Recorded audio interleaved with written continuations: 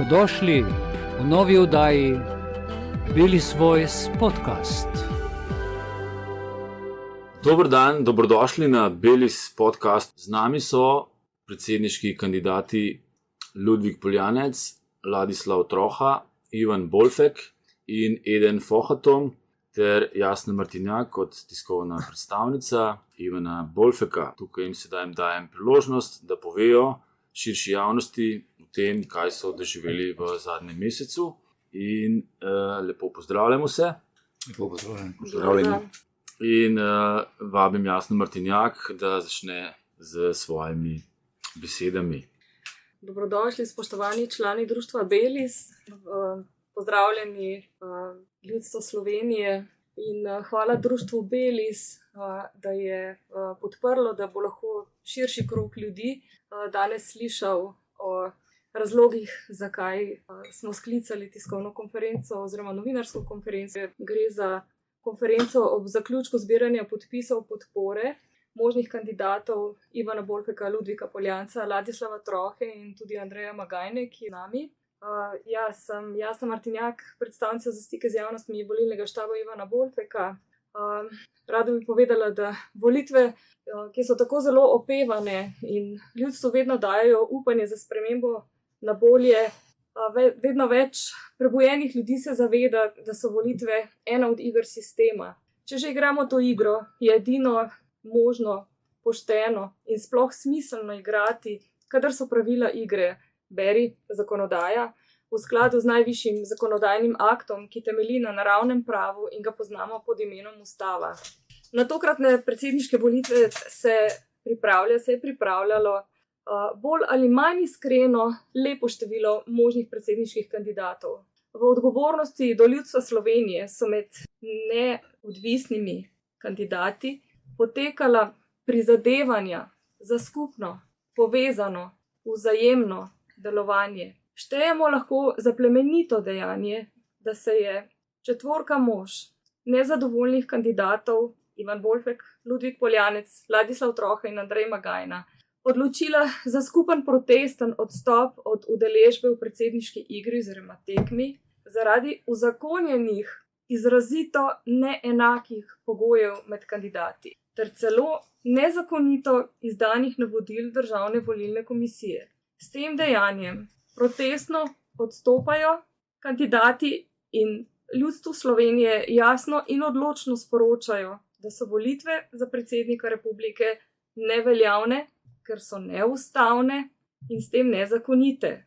Podrobneje pa vam bodo pojasnili sami kandidati. Hvala. Hvala Jasni Martinjak za uvodne besede. Bi k mikrofonu povabil Ludvika Poljanca kot najbolj izvršenega, izvedenega v zastopanju človekovih pravic slovenskih državljanov tudi na Evropskem sodišču z nemalo uspehi. Prosim, Poljanec, izvoli k besedi. Hvala povabilo, društvo Belis. Najprej bi vse lepo pozdravil, vse Slovenke, Slovence, vse ljudi, ki smo razumni, ki se trudimo v tem čudnem svetu narediti nekaj dobrega za sebe in za ljudi okoli sebe. Pomembno je vedeti, da te volitve bazirajo na principu neenakosti, kar velja za vse volitve po 1.1.92. Namreč v ustavi in v vseh veljavnih dokumentih je osnovna temeljna človekova pravica enakost obravnave.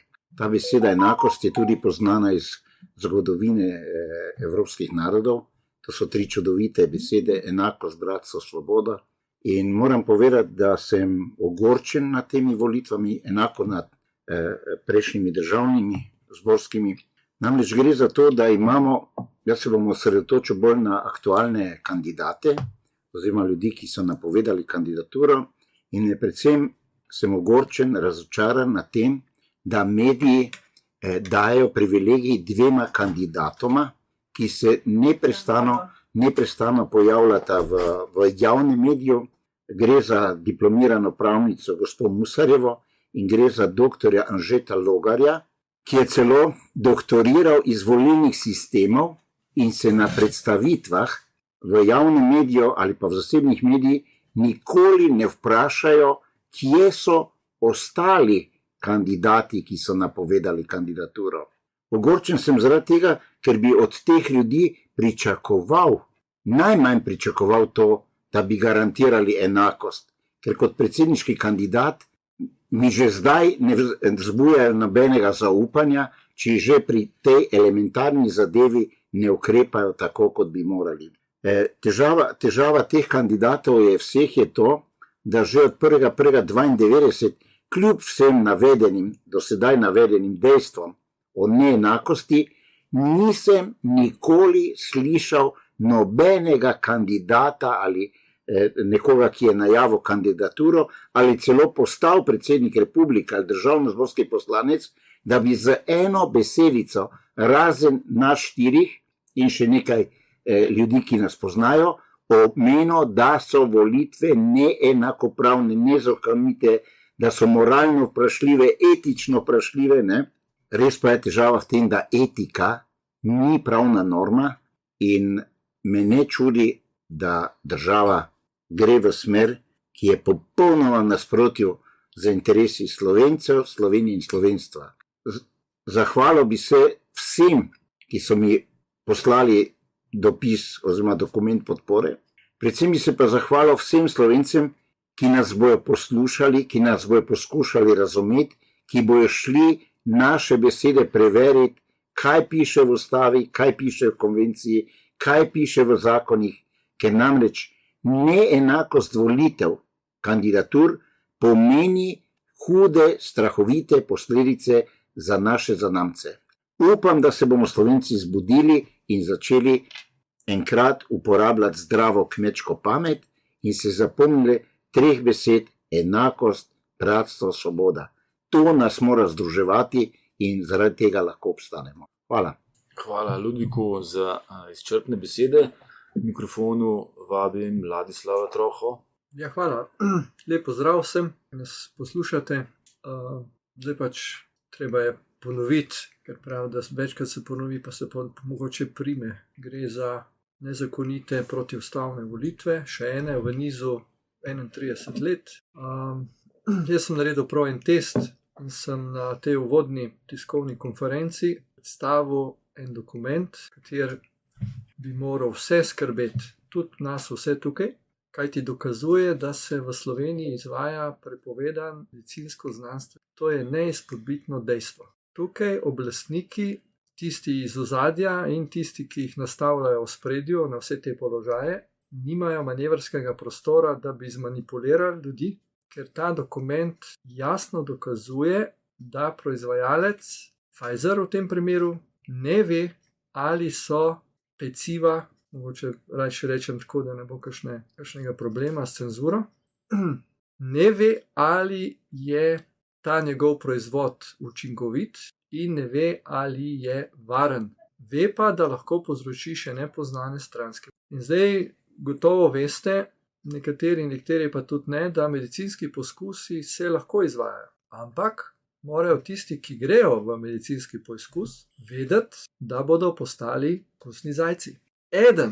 Niti eden v Sloveniji, ki je dobil ta zvarek v svoje telo, ni bil podučen in ni dal informiranega soglasja po poučitvi, pisni in ustni, da soglaša s podpisom, da bo vstopil v ta znanstveno medicino. Tukaj imate pa 18. člen ustave, ki pravi, da če se koga potisne v tak poizkus, gre za seveda hudo kaznivo dejanje in v tem primeru imamo opravka z kaznivim dejanjem nad človečnost. In tukaj se po mojem prepričanju ta zgodba 31 let trajajočih prevar bi morala končati. Zdaj pa, ker organi pregona, ki so obveščeni in imajo ta dokument vsi na mizi, niso naredili svojega dela, kot ga niso v primeru, ko je šlo za izginotje 80% arhivskega dokumentarnega gradiva tajne politične policije UDBE 90, kot ga niso naredili takrat, ko je šlo za ilegalno trgovino z orožjem, kot takrat, ko niso naredili svojega dela, ko je šlo za divje prihvatizacije, tajkunizacije in ropanje slovenskih bank. In še ena stvar se je zgodila, pa nedavno nazaj, ko se je v NLB izvršilo pranje milijarde iranskega denarja. No in zdaj še pika na i, vsem tem ključnim dogodkom, kaznivim dejanjem, je še sklepni del izvedbe genocida oziroma rodomora našim. Tako da veste, tukaj bi pa mogli končati in jaz vam garantiram, dokler se tega ne bo razumelo, dokler ne bodo novinarji opravili svojega dela, da vse te odgovorne pokličajo odgovornost pred kamere, da jih vprašajo, zakaj ne opravijo, zakaj opuščajo dolžno ravnanje. Gre za vrhovnega tožilca Draga Šketo, gre za vse pač podrejene, ki imajo ovadbo na mizi. Zdaj smo šli zelo daleč tako, da nam tožilec Petrka ne dovoli vpogleda v sklep, s katerim je zavrgel to ovadbo. Se pravi, ne moramo kot ovaditelji pogledati, katere argumente je navedel v tem sklepu, da je to ovadbo zavrgel. Ne dovolijo pogleda, ker sumimo, da te naročilnice, ta dokument, ki je ključen, ga ni mogel znegirati. Proti argumenta in govoriti, da ne gre za kazniva dejanja, ko imaš ta dokument v roki, pač. Tako da jaz sem prej rekel, da sem naredil test v štartu z to, se pravi, predsedniško kandidaturo in sem ta dokument predstavil, dal novinarjem, niti besedice v tem dokumentu ni bilo. Vsi kandidati so bili na RTV Slovenija 1, vsaj omenjeni, da kandidirajo. Mene ni bilo niti na sliki. Torej, da imamo tle še dodatno diskriminacijo. Vem pa, da se bojijo, ko hudič križa, zato ker posedujemo ta dokument. Jaz mislim, da bi mogli vsi enotno slovenski javnosti razlagati, kaj se je zgodilo, predvsem ljudem, ki so šli v ta prepovedan medicinski poskus, ne vede, da je tukaj pač nujno, da pritisnemo vsi na organe pregona, da nehajo puščati dolžna ravnanja in svoje delo. Vse ostalo je zdaj za mene brez veze, zato ker tukaj, na tej točki, bi se pa mogla ta slovenska zgodba prevar 31 let trajajočih neminovno zakoniti. Toliko z moje strani zaenkrat. Hvala, Ladislavu, za te res globoke, zaskrbljujoče besede. In zdaj vabim k mikrofonu še kandidata Ivana Bolfeka. Izvoli. Ja, še enkrat lepo pozdravljeni, drage državljanke, državljani, Slovenke, Slovenci. Lep pozdrav tudi radijskem studiu Belis, kateri je organiziral to okroglo mizo, bom rekel nas, kandidatov, kateri ne želimo sodelovati v tej kriminalni družbi. In sem prav vesel danes, da smo se res enkrat, rekel, po dolgem času, po korona ukrepih in tako dalje, da smo se uspeli dobiti, uspeli pogovoriti in tudi narediti tisto, kar bi morali vsi ostali kandidati, kateri so, bom rekel, po mojem prepričanju, vsaj malo obveščeni ali pa poučeni o zakonih in navodilih DVK-ja. Zdaj v tem studiu jaz žal ne morem pokazati dragim poslušalkam in poslušalcem tega dokumenta, da ta dokument je seveda navodilo nam kandidatom in seveda tudi volivcem. In moram že kar v začetku povedati, da je ta dokument v sami obliki, kateri je protiustaven, protizakonit in seveda namerno, bom rekel, zavajajoč. Zakaj to govorim? Zato, ker smo mi ugotovili po nekem trdnem pregledu, oziroma bom rekel bolj temeljitem pregledu, da ne bo pomote, da je enostavno 32 let so ista navodila, pomeni ali pa za odtenek drugačna. In seveda od 92. leta naprej so ta navodila protiustavna, protizakonita in tako dalje, da se ne bom ponavljal. Je pa en ključni problem teh navodil pa je, da obstajajo praktično 3 stvari, oziroma 4 zakone za iste volitve. Zdaj na koncu bo pol Jasna Martinjak to enega od teh bo prebrala, da boste lažje razumeli sploh, zakaj gre, o čem vam govorim, ampak jaz bi se zdaj vrnil še nazaj k moji kandidaturi oziroma k naši kandidaturi, zakaj sem se sploh odločil, da bom kandidatiral in odkot prihajam. Seveda prihajam iz vrst domorodne skupnosti, iz katere, bom rekel, izhajam iz neke družbe, katera si želi pravičnosti in poštenosti. Zdaj ugotavljam sledeče, da v tej državi že dolgo ni več pravičnosti, nepoštenosti in tako dalje, to sem vam že prej povedal in vam bi želel dati nekaj primerov se strani tujih evropskih držav, katere se držijo, bom rekel, vsaj evropskih zakonov, in to je na primer Avstrija, v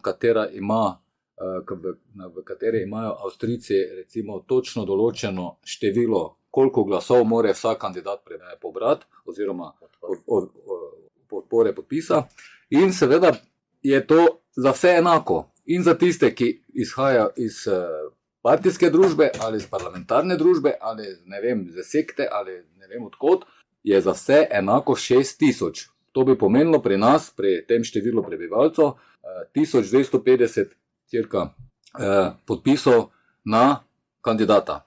Pol vam bom pa povedal še drugi primer, to je pa iz Nemčije.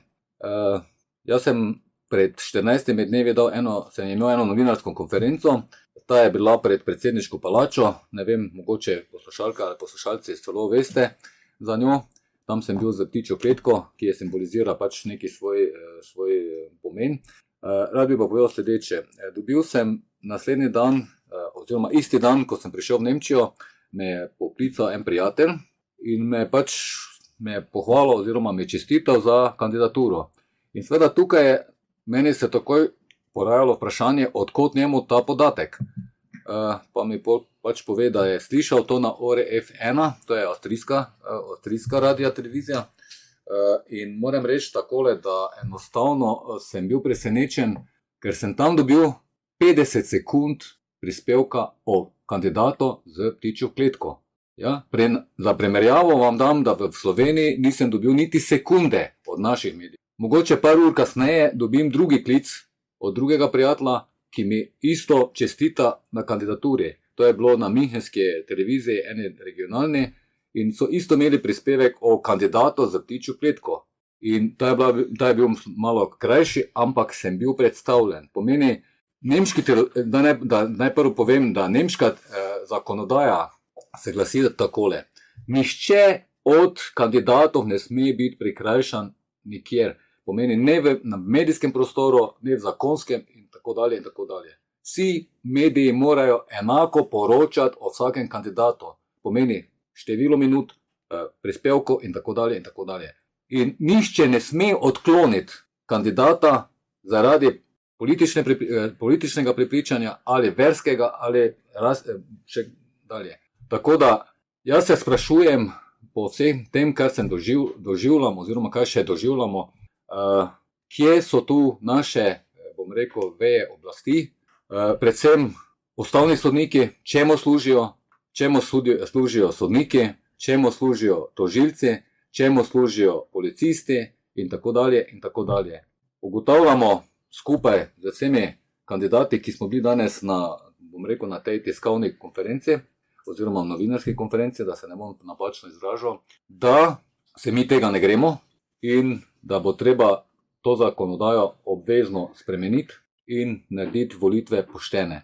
Teh volitev tako ali tako ne bomo niti ne priznali, ne smemo jih priznati, kajti če vsi ostali kandidati, če so tako izobraženi, kot so navedli v nekaterih predstavitvah, pol morajo ugotoviti to, kar sem jaz ugotovil, kar smo mi ugotovili. Jaz sem po izobrazi ključavničar, ampak če vam jaz to govorim, kaj je narobe, kaj piše v ustavi, kaj piše v zakonih, kaj piše v navodilih, to vam lahko da misliti, da je s temi ljudmi nekaj narobe. Ali jim gre za pohlep, ali jim gre za položaj, na katerih bojo lahko nadaljevali ta genocid nad nami, ali pa so toliko neumni, da se ne zavedajo, v kaj se spuščajo. Jaz ne mislim nikogar žaliti, nikogar imenovati posamično, zato ker se mi ne zdi prav, ker ne čutim dobene konkurence izmed teh kandidatov. Ampak opozarjam pa vas, dragi kandidatke in kandidati, dajte si prebrati zakonodajo, dajte si prebrati navodila in sami ugotovite, če ste primerna ali primeren kandidat. Toliko z moje strani za enkrat. Hvala lepa, Ivanu, za mednarodne odzive medijskega področja glede volilne zakonodaje oziroma vseh dejavnosti pri zbiranju podpisov. Zdaj, tukaj imamo še Andrej Magajna, je žal odsoten, ki je bil prisoten pred Državno volilno komisijo, ampak je zraven nas še en mladi kandidat za predsednika Slovenije, ki je član društva Belis. Eden Fohatom, te vabim, da poveš, kako si ti videl to kampanjo s svojimi očmi. Izvoli. Ja, zdravo. Čas sem Andrej Bubnič, tako da sem Slovenec. Jaz vidim stvari malo bolj drugače, na nove, na sveže načine, kot sveže generacije. Po nesreči sem imel to čast ali pa srečo, da sem vstopil v te zobčenike sveta, v globine sveta, ker se vse odvija in dogaja in poraja. In marsikaj sem spoznal.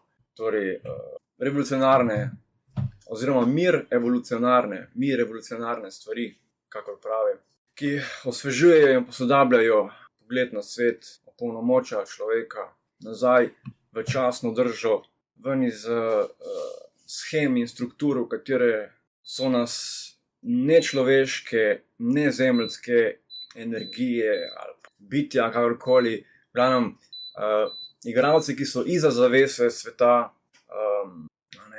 recimo bogovi ali kakorkoli, ne, tukaj nismo ljudje, nismo sami v vesolju in v eksistenci, ne, kakorkoli. Torej, tukaj prinašam torej nove načine, orodja, ideje in moj namen predsednikovanja, oziroma, ni nek oseben, ker predsednik že sem. Predsednik ni stvar izvolitve, ampak predsednik je stvar drže. Predsednik je torej tisti, ki pozna očetovo cono sveta. Torej, imamo torej mater naravo, kulturo otroka, ne, civilizacijo, družbo, potem pa še očetova cona, prestol, kjer so izvaja vodstvo sveta. Ta cona je skrita, zlorabljena in tukaj je moj namen, da se razkrije ljudstvu to cono, da vstopi v to cono, kjer se profesionalno, strokovno predsednikuje in vodi svet. Ker torej te skupine interesov oziroma skupine, ki imajo fokus, pozornost na nižjih nivojih obstoja, torej očitnega, tisto, kar je očitno, materialno, monetarno, torej denarno, ki jim je zgolj to poznano in pomembno, torej vso svojo energijo vlagajo v te strukture, ki imajo torej te interese in tukaj so v prednosti torej tisti, ki imajo veliko denarja, poznanstv, manipulacij, takšnih drugih tehnologij, materialnih, ki so v igri, mediji seveda in tako. Tukaj nam je bila dana ena formula, ki rad uporabim v to viziji EMC na kvadrat, čeprav jih ne verjamem v njo, ampak recimo, torej E je energija ali tisti, ali duh, ali moč. Torej, tukaj so tisti, ki dejansko vodijo svet, ne pa ga zlorabljajo, uničujejo in posiljujejo. Potem imam pa maso oziroma množico, materijo, pa kvadrat svetlobe. Zato, torej, dokler se množica ne nauči predsednikovanja, je torej svetlobo preko medijev, politike in cerkve hipnotizirana in naredi torej množica preko demokracije tiranijo nad energijo. Torej nad tisto peščico, ki so dejansko zdravi in bo neko zna razmišljati svojo glavo, in potem v imenu demokracije se povozi, ker imajo več glasov. Torej. Zdaj pa tukaj, torej, kaj se dogaja? Torej, človeku je dano, da vodi ta svet. Torej, Zemlja je torej ta krogla, ki ima posebno funkcijo v eksistenci. Torej, tukaj so nam bile dane orodja, strukture, ki so ljudem niso znane, torej, od posebnega omrežja do posebnih letal, umetnega dežja, injekcij, medijev in še veliko orodij je, ki so zlorabljena, izumov, o katerih je človeštvo prišlo, ampak ni še obveščeno, da se torej Zemlja kotali v neke sfere, katere doživljamo trenutno. Jaz, ki pa sem torej tranzicijski predsednik med prvim in drugim prihodom učitelja Kristusa, sem razvil druga orodja, s katerimi se lahko brez materialnih tehnologij kotalimo Zemljo v druge višje sfere, torej, da ne rečem torej nesmrtnosti, ne? Ali pa vsaj dobro bitja. Ne? In tako torej se zdaj dogaja v bistvu boj za elektromagnetiko sveta. In predlagam torej ljubezenkracijo, enostkracijo. Še kakšno vprašanje? Eden, hvala za tvoje malo drugačen pogled sveta. Jaz vam moram povedati, zakaj sem vas vse tikal. Ravno danes sem razmišljal, že dolgo časa nikogar ne vikam, ker tudi oče naš je v osebnem odnosu v jednini in vas vse smatram kot brate in sestre in vas spoštujem globoko in ne vidim potrebe po vikanju, ker se mi zdite, da ste vsi ena oseba in bratje in sestre, da me ne boste narobe razumeli ostali poslušalci. Zdaj smo ugotovili, kakšna je situacija v Sloveniji oziroma razmere v volilni tekmi. Zdaj pa bi povabil še enkrat vse kandidate, da nam povejo, kakšne so rešitve za naprej, za slovenski narod, kje vidijo oni pot, po kateri se lahko rešimo iz tega očitno rodomorilskega načina življenja v Sloveniji oziroma kako vlada deluje na ta narod. Tako da bi naredila en krog še v rešitvah, pa bi najprej povabil Ivana Bolfeka, Ja, da pove, kako on vidi gremo obrjeno nazaj. Ne? rešitve. Vse Ja, prav, to je vse prav. fair play. Rešitev je samo ta, da vsi kandidati, kateri so se podali v ta boj za predsednika, da enostavno rečejo odločno ne temu in da razpišemo nove, da se te volitve razveljavijo, razpišemo nove volitve po novi zakonodaji, po novih pravilih, po pravilih enakopravnosti in seveda še treba tu marsikaj druga postoriti, kajti če upoštevamo vse to, da so bile od volitve od 92. naprej nezakonite, neustavne, neveljavne, diskriminatorne, pol, ne vem, imamo en veliki problem v tej državi in ne vem, kako se bomo tega lotili, res ne vem, zato ker nihče te funkcije, ki se pač imate oziroma jo imajo, ni legalna in ni ustavna, ni zakonska. In če to zdaj gremo nazaj do 92. leta, morda se bo vam, drage poslušalke ali poslušalci, to slišalo malo neumno, ampak mi živimo v času oziroma v neki zablodi, kjer ljudje verjamejo, slepo verjamejo vse od 92. leta, da je tako prav. Mi, oziroma jaz osebno menim, da ne moreš delati nekaj mimo ustave. Ustavo, zakone je potrebno spoštovati, če smo že sprejeli zakone in ustavo. Če pa tega ne moramo spoštovati, pol pa nismo država, pol pa nismo vredni tega, da sploh obstajamo. Če se gremo sistemskega režima, če se gremo drugih režimov oziroma drugih skupnosti, pol je to neka druga pesem. Ampak pomembno je, da se ljudje zavedajo, da so te volitve in parlamentarne bile pomeni nezakonite. In to je bistvo vsega. In tukaj jaz več ne bi kaj dodajal, ne bi nekaj odzemal, zato ker enostavno, ko bojo ljudje to razumeli, pol bo drugačna pesem, po domače povedano. Hvala, Ivan, za tvoje razmišljanje. O rešitvah probamo razmišljati in za prihodnost, kakšne rešitve vidiš, Lado, ti za slovenski narod? Ja, vse smo si precej blizu, ne? Zdaj pač treba je narediti inventuro stanja za vse nazaj. Križišče, ko smo falili pravo pot, se je zgodilo pač že v štartu, ko smo zasnovali novo državo. Takrat je šlo že potem, da je bila pač režija. Ključno je, da nismo naredili katarze med starim in novim z lustracijo oziroma z odpravo privilegijev. In vsi tisti, ki so kreirali in vzdrževali enoumje, so ostali vsi na svojih položajih. Razen enih par starčkov je pač šlo.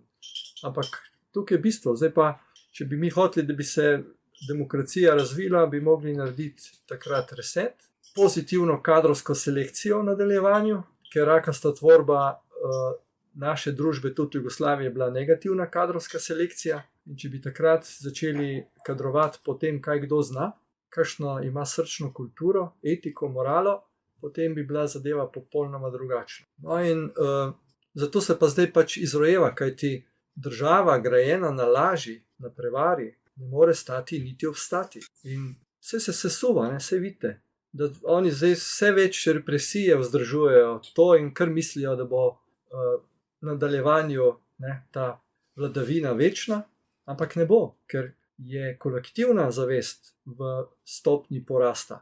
In vse več ljudi se zaveda, da je nekaj hudo narobe, in zdaj je samo vprašanje časa, kdaj bo ta kritična masa dovolj velika, da se potem naredijo korenite, pozitivne, trajnostne družbene in politične spremembe. Da naredimo v resnici tisto, kar smo si želeli leta 90, ker so nas okolj prinesli, ker smo zaradi nevednosti bili vsi naivni in smo verjeli, zdaj bo pa drugače, zdaj pa ne bo več tiranije, zdaj bomo pa naredili iz te države Švico, saj so tudi oni sami govorili, pa se je seveda to izrodilo, ker je tukaj potem po letu 90 še bolj prevladal ta sebični, materialni interes posameznikov, skupin in so izvršili še rob stoletja vsega tega, kar je narod pošteno ustvaril v času 45 let socializma. In glejte, če mi ugotovimo, da organi pregona, da nobena od inštitucij, vključno z ustavnimi sodniki, ne deluje v našo korist, pomeni, da imamo opravka z organizirano kriminalno združbo. In to ne trdim samo jaz, saj to so povedali tudi nekdanji ustavni sodniki, gospod Petrič, potem je na Vrhovnem sodišču, gospod, in kako, mi bi se morali zdaj pogovarjati, kako ukiniti organizirano kriminalno združbo, ki ima v rokah vse inštitucije v državi in končati to. No in tle spet, zakaj mediji, RTV Slovenija, ki vsi plačujemo, ne odpre take okrogle mize, da se pogovorimo o tem, kdo v resnici vlada, na kakšen način, kakšna je tehnika vladanja, kako ima formalna oblast, neformalni oblastniki iz ozadja. In glede na stanje zdaj, jaz sem prepričan, da je rešitev, ko bi jo mogli izvesti že zdavnaj, zbor vseh v miru v Ljubljani.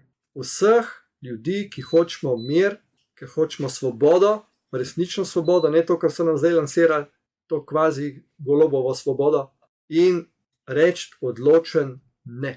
Konec. Ali pa je tudi še kakšna druga pot, da se odpre medijski prostor RTV-ja, kar bi mogel biti že zdavnaj, in se tam povabi na okrogle mize vse tiste, ki so odgovorni, še posebej za zdaj sklepni del genocida s tem zvarkom, ki smo v prepovedanem medicinskem poskusu, in se tukaj začne odpirati in spraševati po odgovornosti.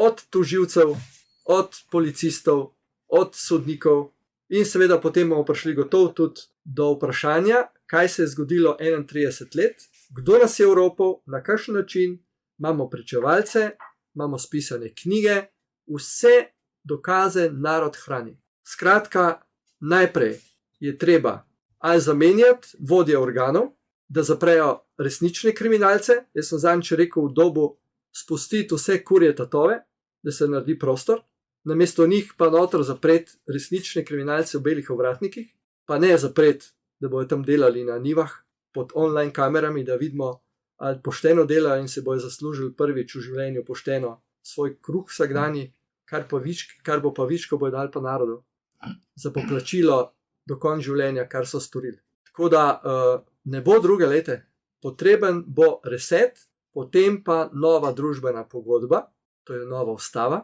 v katero bomo z zlatimi črkami zapisali neposredno karantansko vladavino ljudstva, da bomo neposredno postavljali svojo postavo in kadarkoli jo bomo lahko odpoklicali preko teh naših naprav.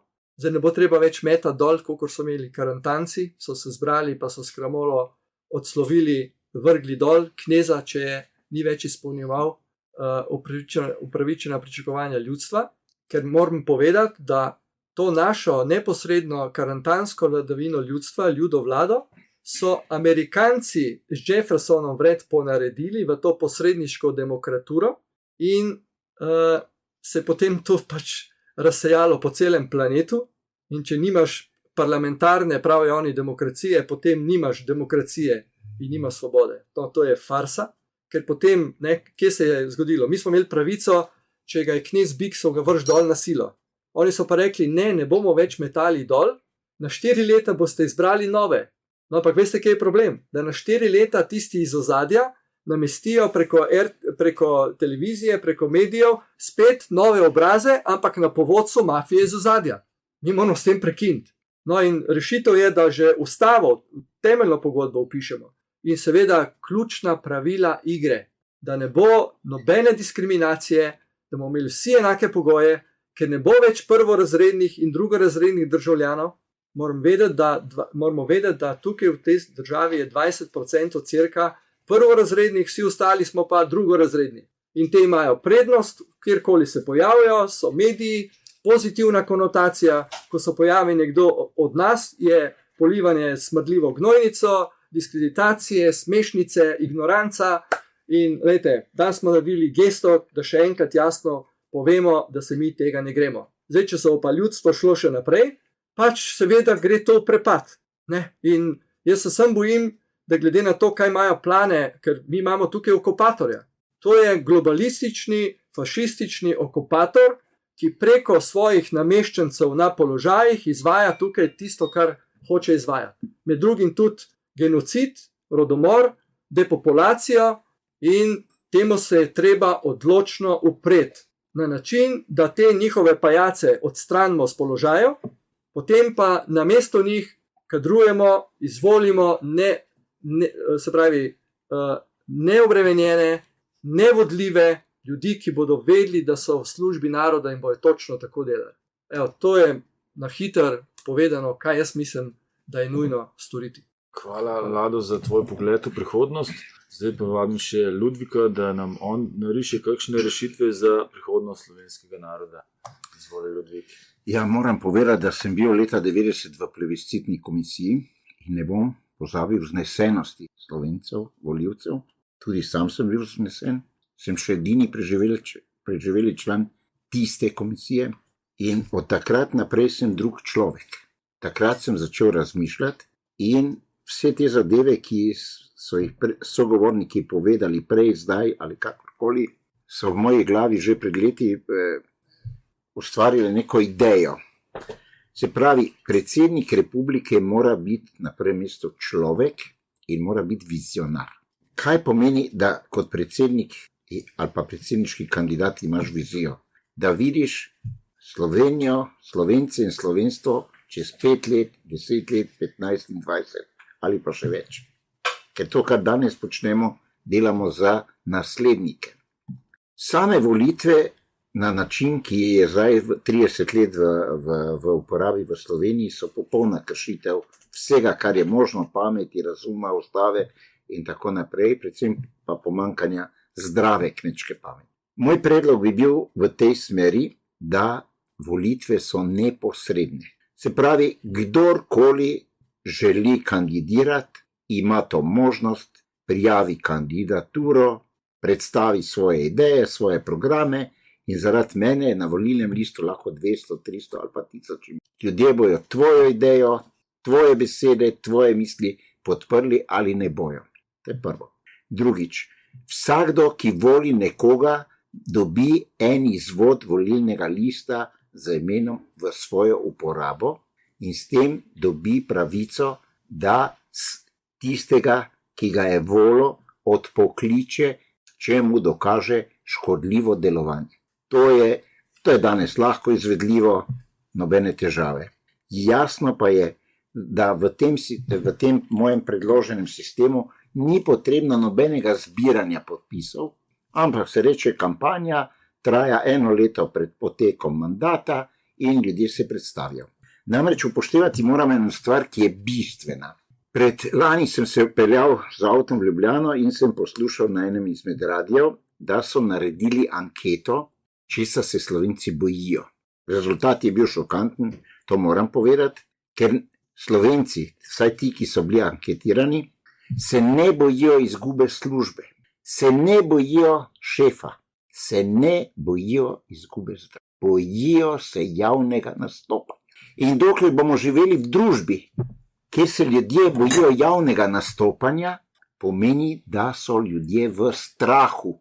In dokler bo ta strah prevladal, tako dolgo smo na poti v propad. Se pravi, neposredne volitve, rok za volitve daljši, leto dni, vsakdo se predstavi z svojim programom, z svojo idejo, s tistim momentom, ko se predstavi z svojim programom in idejo in se javno pojavi, si že odgovoren, ker bo šel na volitve z svojim programom in podprli te bojo ljudje, ki bojo imeli podpisan dokument, da so volili tebe. In istočasno ta dokument jim nalaga pravico, da te odstranijo. Ne fizično, ampak da te odstranijo z oblasti, ker ne izpolnjuješ tistega, kar si obljubil. To je v bistvu zelo enostavno izvesti, že obstoječa ustava ima te elemente vgrajene, vendar, tako kot so predhodniki povedali, sem bil tudi ustanovni član predhodnice ene izmed močnih strank in sem včlanil sem se novembra 1989 in sem čez pol leta izstopil. In ko so me vprašali, zakaj, sem jim povedal, na vašem strankarskem sestanku je več bivših partijcev kot na partijskem sestanku. In pred zaključkom povem, da ta država ni potrebna ne restart ali ne karkoli, ampak postaviti popolnoma nove temelje. Mi moramo izvesti novo osamosvojitev od bivših partijcev, komunistov, miličnikov, oficirjev JLA, ki ti nam danes vladajo. Samo to moramo narediti. Za ilustracijo še, Nemci, ko so priključili vzhodno Nemčijo, so izvedli fenomenalno potezo, ki je naši mediji nikoli niso objavili. Naredili so zakon, s katerim so bivšim uradnikom, članom partije vzhodno-nemške onemogočili vstop v javne službe. To je edina rešitev. Hvala. Hvala, Ludvik, za tvoje podajanje nekaterih res zanimivih rešitev. Zdaj vabim pa k mikrofonu še Edena Fohatoma za njegov pogled v prihodnost. Izvoli, Eden. Hvala, kamera bo videla, da v moji roki ni zlato, že zlo. Za mikrofon pa lahko poveš, kaj držiš. Ja, niti ni važno. Dal sem samo malo ideje, namiga, besedne igre. Torej, prej sem omenjal svetlobo, da je možnica svetlobo manipulirana. Torej, svetloba, da se razumemo, se lahko obnaša kot delec ali valovanje. Torej, svetloba se da zlorabiti. In so neko nivoji družbe današnje, ki so tega zavestne in to sprida zelo uporabljajo ali zelo uporabljajo. Tako da magija, čarovništvo in čarovniki niso neki iz pravljic, ampak je zelo v igri skrito očem množice, ki je preko televizije percepcija, torej pogled na svet znižan. Da ne vidijo torej višjih spektrov, ki so še mnogi gori nad očitnim materialnim svetom. Torej, od 2005, odkar sem se zbudil, sem bil še na študent kulturologije in sem rekel gospodu Lukšiču, mojemu profesorju, ki je potem postal tudi minister, da naredimo e-demokracijo, torej elektronsko demokracijo, kjer lahko vsaka gostilna dobi računalnik, vsaka vas, torej, kjer lahko vsi predlagajo modre starešine za določene kandidate in lahko torej vsi glasujejo transparentno, razgledno. Torej, tukaj potem bom omenil še, kar se tiče belih in rdečih. Cerkev je pravzaprav prikrila, kar je znanost in vero Jezusa, do katerih je prišel. Namreč Jezus odkrije, da če resurse, torej vire dobrin, medsebojno delimo, se kontrola iz zemlje odstrani. To je bila njegova rešitev in tako dosežemo, torej, da se glasniki, preroki niso več v puščavah, križani v norišnicah, zasmehovani in tako naprej, ampak torej, da se medsebojno uporabo virov dobrin, torej komunskega življenja, pridejo res na položaje izbrani od Boga, kakor je Jezus predvidel. In se potem torej preko hierarhije zavedanja, hierarhije človeštva, beseda, svetloba razlije do sveta in se svet torej dvigne iz sansare oziroma reinkarnacije in še veliko torej smrti v četrto dimenzijo, kjer reče, jaz bomo skupaj zakraljevali, to je torej, kaj smo zdaj v procesu, v katerem smo, in pridemo v peto dimenzijo, Božje kraljestvo na zemlji, ali kraljestvo enosti, pravice, resnice, ki je Gospod. Ne. Torej, tako da bomo zaključili, da ne bomo preveč govorili. Podpiram torej to idejo, da je vsak kmet tudi predsednik in da vsak si prideluje svojo hrano, torej ta mesta luči, komune luči so rešitev, samooskrba, globoka permakultura, ki je pot v raj in katerih mehanizme, orodja, torej tehnologije modrosti, ki sem razvil, zakone, pevčevino, torej obrt besede in tako, torej vsak sovlada, sovodi svet, ker vsak ima svojo edinstveno funkcijo v ekosistemu, ki je primarni in ultimativen sistem za človeštvo. Resnična živa industrija. In tako, ko se zbudimo, pridemo v ekorežim. Hvala. Hvala, Eden, za tvoj pogled. Zdajle imamo pa priložnost, da kot 4 predstavniki, jaz sem lahko kar rekel 4 mušketiri, ki so si dali roke skupaj, da probate na svoj način podati rešitve, kako narod združiti. Te, ki smo drugorazredni in tretjerazredni, in vi kot v tem primeru 4 mušketiri lahko podaste zdajle načrte za združitev, enotnost slovenskega naroda, da gre ta rod naprej v svetlo prihodnost. In tukaj vabim Ladota, da začne z besedo. Izvoli. Ja, jaz mislim, da bi najprej treba povedati, da smo si lahko in smo v Sloveniji ljudje zelo različni.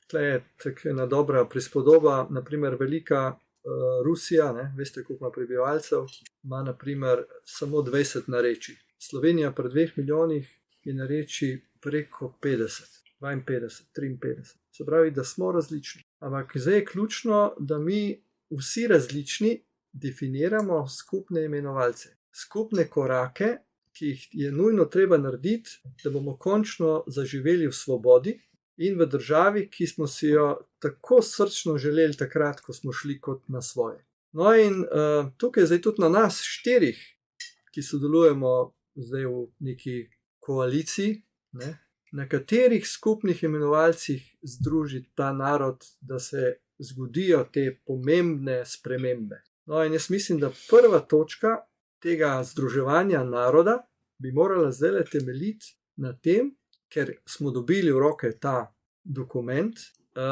protiargumentov za to nimajo, da združimo narod, če ne drugače, če ne preko RTV Slovenija, da naredi to delo RTV, pač združeni v Ljubljano, da se zgodi ta islandski scenarij v smislu, da ko smo združeni v miru, policija nima kaj drugega narediti, kot stopiti na stran naroda in začeti izvajati aretacije tudi šefov svojih, tožilstva in še koga. To pomeni to, da je postala, po moje, da so postali miličniki policisti, zavedajoč se, da so v službi naroda.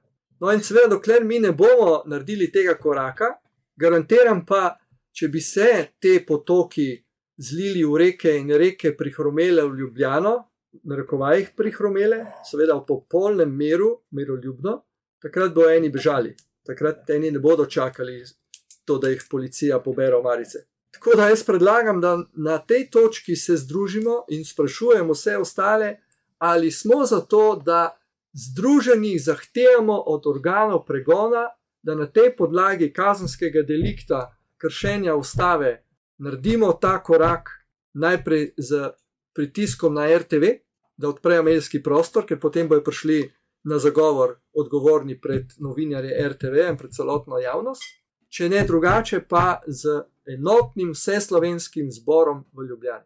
To je prva točka, ki pomeni tudi v narekovajih potem nadaljevanju reset oziroma odprtje možnosti, da se začnemo pogovarjati o temelju novem, to je pa nova družbena pogodba. Se veste, da treba popraviti tudi napako, ker ustavo leta 1991 so sprejeli v našem imenu poslanci, brez da bi kogarkoli kaj vprašali. In mi rabimo narediti nov osnutek, popraviti vse tisto, kar je bilo v ustavi, v tej ustavi ni v redu, to so zakonski pridržki, ki ne bi smeli biti. Ohranimo vse, kar je dobro v tej ustavi, da ne bi metali stran kar je v redu. Nadgradimo, popravimo, rečemo, to je pa zdaj nova družbena pogodba, jo damo v debato laični in strokovni javnosti, dopolnimo z pametnimi dopolnitvami, potem pa gremo na nov plebiscit, to je ustavodajni referendum. No, tukaj je pa lahko slovenski narod združen. Ampak pogoj je, da mi končamo in ukinemo okupatorje. Da ne bodo potem po novih volitvah služili spet globalistom, ampak bodo služili narodu in bomo sami odločali svojo usodi. Pozabil sem pa povedati, ključno je pa tudi pri tem, da soglašamo z vizijo Slovenija 2030, ali pa jo lahko podaljšamo ali pa skrajšamo, da rečemo, lej, to je pa zdaj naša smer, v taki državi hočemo živeti. Podlaga, da bomo tja prišli, so pa te ključni koraki, ki jih moramo skupaj opraviti. Popolnoma različni, ampak ko gre pa za skupne stvari, za skupno dobro, tukaj pa ni pol kreganja, ampak bomo vsi delali, vsi veslali v to smer. Tako da to je moj predlog. In povejte, ali ste za to ostali, da pritisnemo, da naredimo ta prvi korak, da gredo ta pravi kriminalci v tam, kamor spadajo. Sprašujem. Hvala, Lado, za tvoj pogled na načrt združevanja ljudi in tvoj načrt. Pa gremo naprej k Ludviku, da on pove, kakšen načrt združevanja ljudi bi bil njegov. No, moram povedati, da v principu s stališči gospoda Vladota se popolnoma strinjam, vendar je treba postaviti, preden se česarkoli lotiš, dobre temelje in pa program, v katerem se bo ljudje našli. Jaz že 16 let pripravljam ta program, on je v osnovi pripravljen, ima 88 točk, programa zdaj ta trenutek ne upam objaviti, ker mi ga takoj ukradejo, malo preoblikujejo in grejo na volitve z njim. Je pa program osnovan tako, da moramo najprej postaviti temelje, ki so za vse skupni, da vemo, odkot začnemo. Temelj je v tem, da se najprej rešijo odnosi v družbi, da vemo, kdo je tisti, ki odloča, kdo je lastnik in razmerja med njimi. Se pravi, če hočemo Slovence spraviti, da bodo začeli razmišljati, moramo najprej spremeniti medije. To je predpogoj. In moj predlog gre v tej smeri, da trenutno kvazi javni zavod RTV Slovenija spremenimo v zadrugo, kjer smo vsi Slovenci enakopravni lastniki. Se pravi, ker smo lastniki, tudi vsi sodelujemo pri kreiranju te politike, tega RTV-ja. Enaka zgodba se mora izvršiti pri vseh, bi rekel, strateških elementih te države, kot so omrežje železnic, plino, vodo, elektrike, ker vse to smo Slovenci zgradili. To je osnova. Če se hočemo iti enega projekta, moramo imeti temeljno osnovo, psihično, fizično in materialno.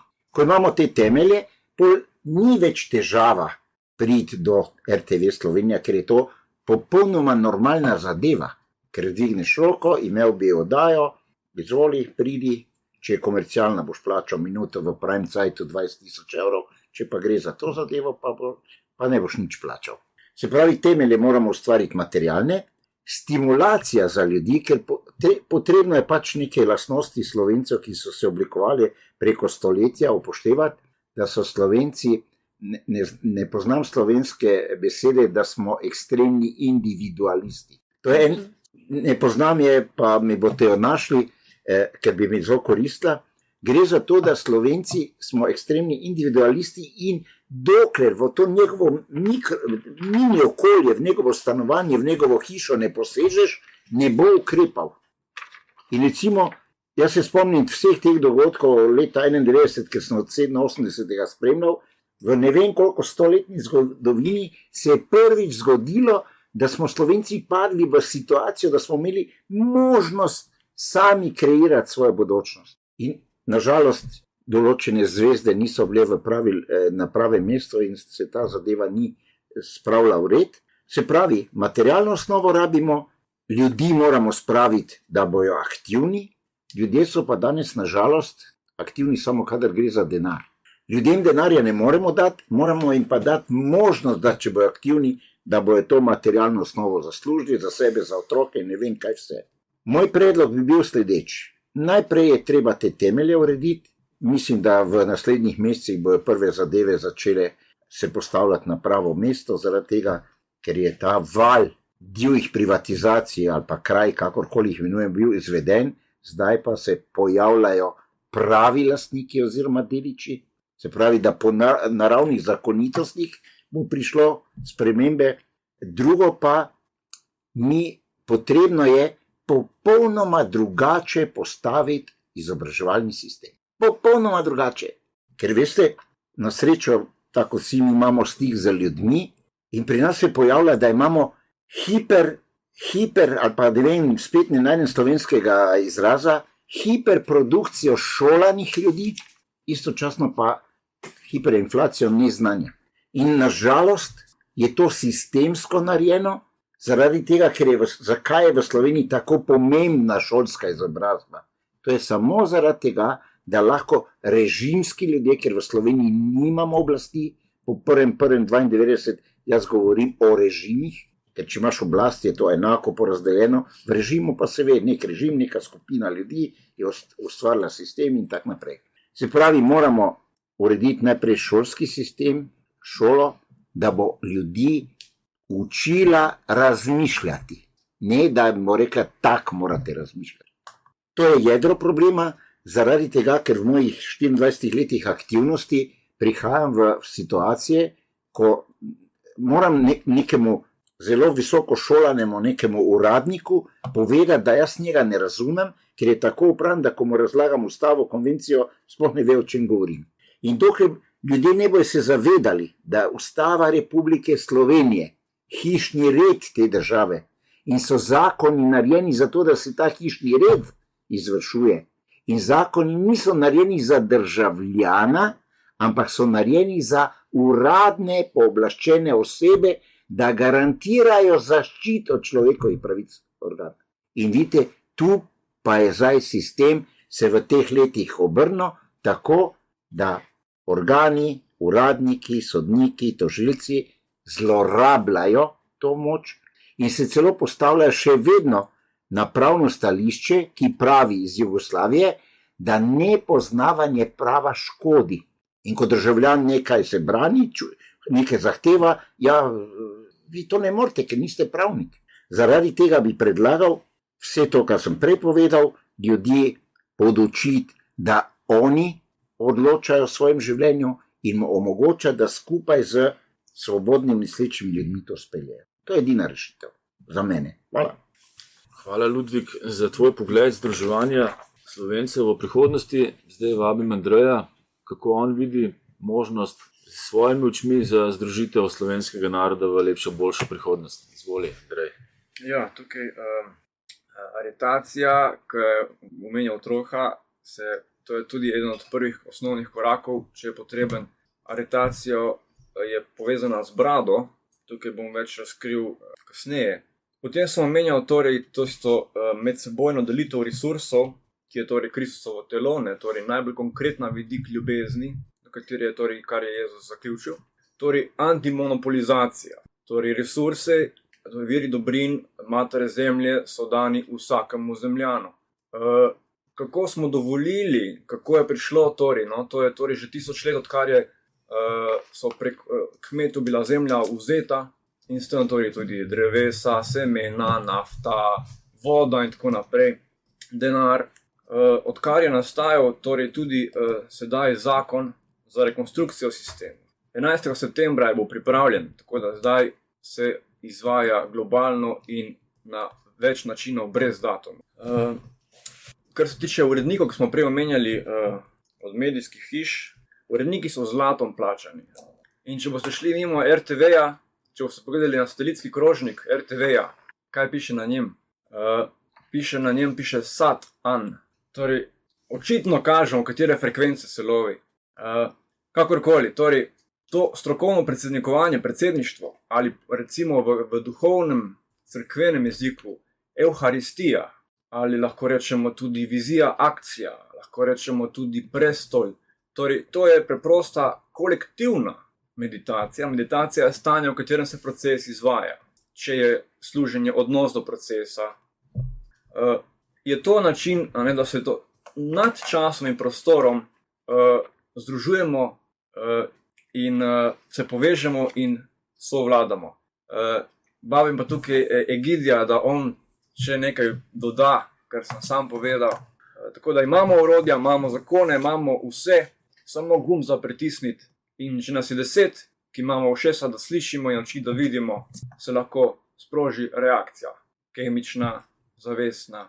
Ker najmočnejša sila v vesolju je zavedanje in srce. Hvala, Andrej, za tvoj pogled. Zdaj smo 3 teme obdelali. Jaz, ko sem zdaj začel pred zadnjo temo vam govoriti, da vas vidim kot 4 mušketirje in vsakega z enim listom programa A4 format, in ko 4 liste združimo, dobimo format A2. In ko vsak od vas 4 podpre vse 3, pomeni, da imate vsi isti program iz 4 delov. In tako so 4 mušketirji delovali. Jaz se vam zahvaljujem za vaš pogled, za rešitve. Moj pogled rešitev, da polna medena, je pa iz prve Mojzesove knjige, prvi stavek v Svetem pismu. Kako smo si dovolili zemljo ukrast? Bog je naredil nebo in zemljo, piše v velikem Svetem pismu, prvi stavek. In tisti, ki kaj naredi, je tudi lastnik. In lastnik lahko božjim otrokom nazaj podeli zemljo, če spoštujejo 10+2 božje zapovedi. To je za dopolnitev vedena. Zdaj pa se naše druženje počasi približuje koncu in vas valim še, da na svoj način podaste poslovilni stavek in pozdrav svojim bratom in sestram. Izvoli, Andrej, k besedi.